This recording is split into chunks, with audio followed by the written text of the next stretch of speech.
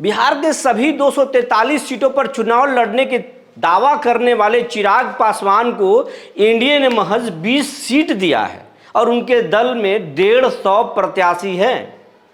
150 लोग भावी विधायक हैं, विधायक बनने के रोज सपने देख रहे हैं और विधायक बनने के चक्कर में पैसे भी खूब खर्च कर रहे हैं। क्या उनके सपनों पर अब पानी फिरने वाला है या फिर चिराग पासवान उनके लिए लड़ेंगे और 2020 में जैसा स्टैंड लिए थे वैसा लेंगे? बिहार एनडीए में सब कुछ ठीक हो चुका है, चिराग की मर्जी से ये सीट शेयरिंग हुआ है, या फिर नीतीश कुमार खुद अपनी ताकत दिखा दिए और झटका दे दिए?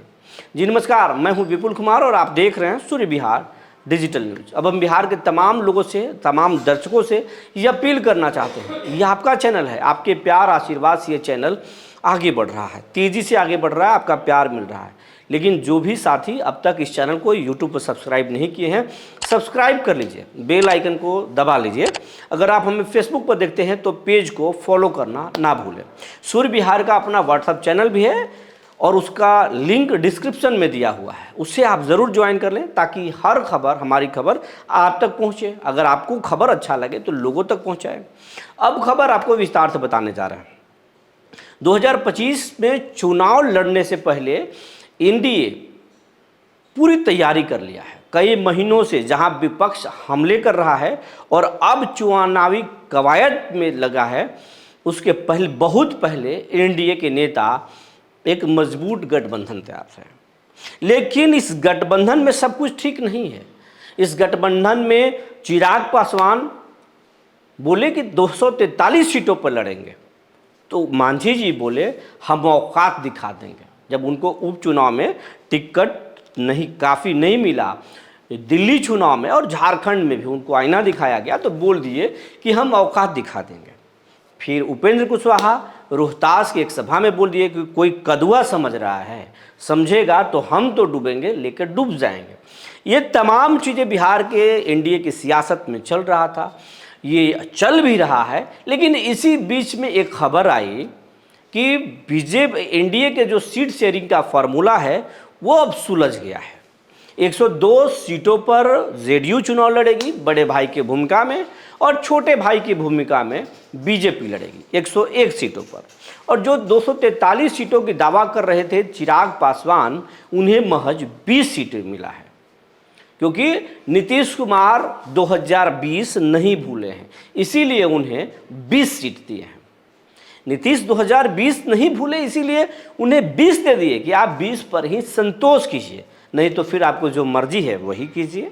तो एलजेपी-आर को, चिराग पासवान को 20 सीट मिला है। और सबसे ज़्यादा अगर किसी को फ़ायदा हुआ है तो वो फ़ायदा उपेंद्र कुशवाहा को हो रहा है।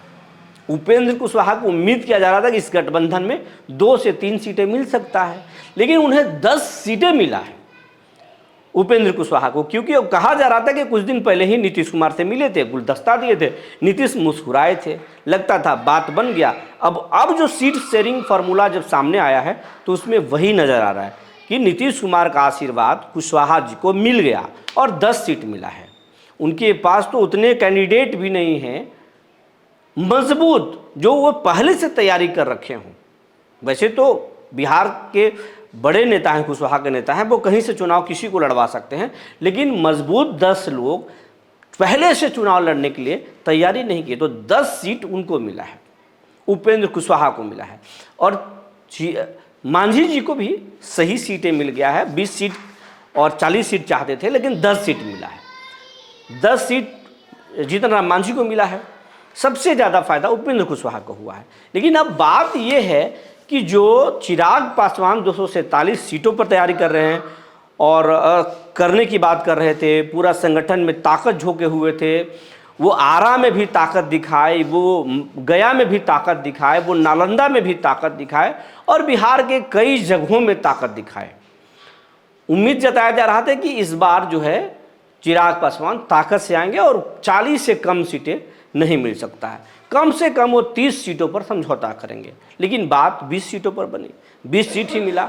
एक एक जिला में 4-4 कैंडिडेट हैं, 5-5 कैंडिडेट हैं। जिस जिले में 6 विधानसभा है, कहीं 7 विधानसभा है, वहाँ 4 कैंडिडेट हैं, वहाँ 3 कैंडिडेट हैं, ऐसे सीरियस कैंडिडेट हैं।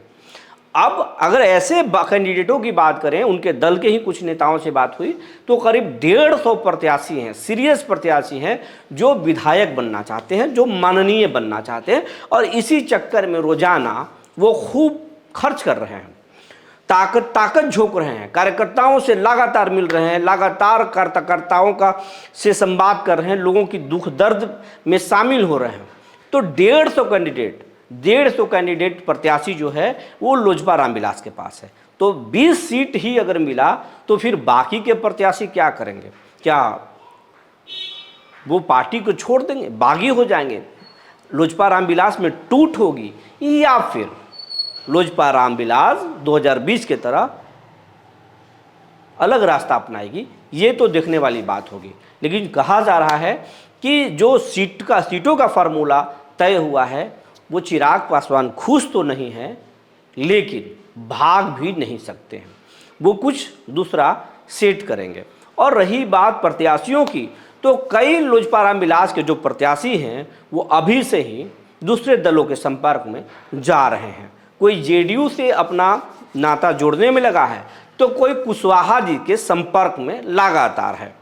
अब कुशवाहा जी को 10 सीटें मिली है, तो लोजपा के कई नेता, लोजपा रामविलास के नेता उपेंद्र कुशवाहा के साथ जा सकते हैं, उनकी पार्टी का दामन थाम सकते हैं। अब देखना ये होगा कि चिराग पासवान को कितना नफ़ा और कितना नुकसान होता है। बने रहिए हमारे साथ, तब तक के लिए धन्यवाद।